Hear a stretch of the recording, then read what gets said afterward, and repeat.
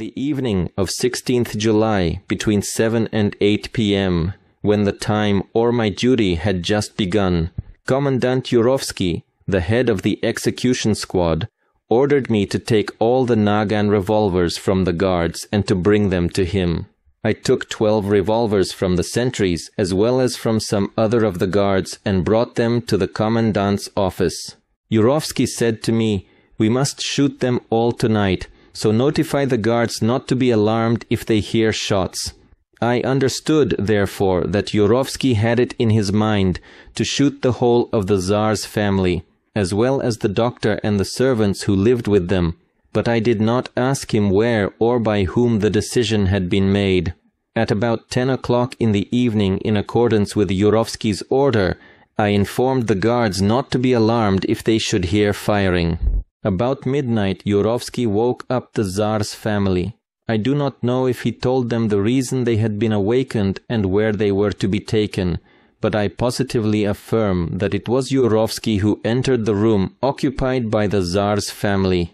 In about an hour, the whole of the family, the doctor, the maid, and the waiters got up, washed, and dressed themselves. Just before Yurovsky went to awaken the family, 2 members of the Extraordinary Commission of the Ekaterinburg Soviet arrived at Ipatiev's house. Shortly after 1 o'clock a.m., the Tsar, the Tsaritsa, their 4 daughters, the maid, the doctor, the cook, and the waiters left their rooms.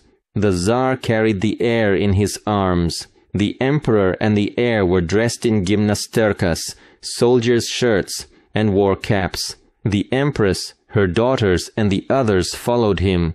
Yurovsky, his assistant, and the 2 above-mentioned members of the Extraordinary Commission accompanied them. I was also present. During my presence, none of the Tsar's family asked any questions. They did not weep or cry. Having descended the stairs to the first floor, we went out into the court, and from there to the second door, counting from the gate, we entered the ground floor of the house.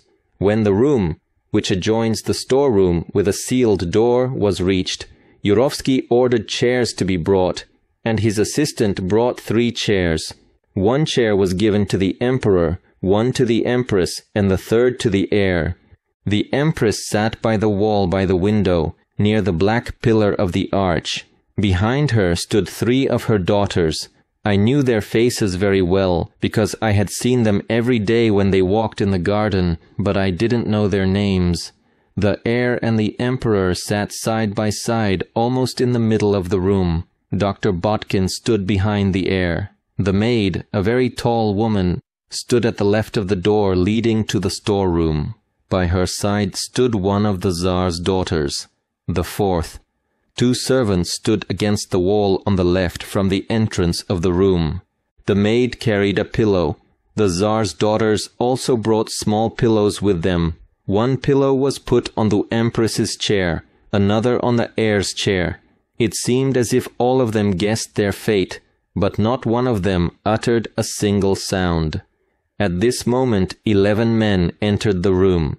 Yurovsky, his assistant, 2 members of the Extraordinary Commission, and 7 lets, operatives of the infamous Cheka or secret police. Yurovsky ordered me to leave, saying, "Go on to the street, see if there is anybody there, and wait to see whether the shots have been heard."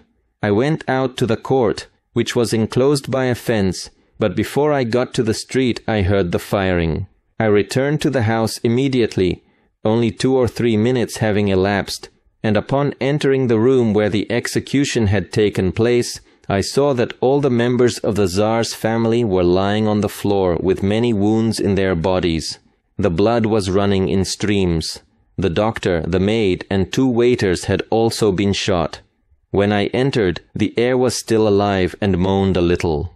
Yurovsky went up and fired 2 or 3 more times at him. Then the heir was still.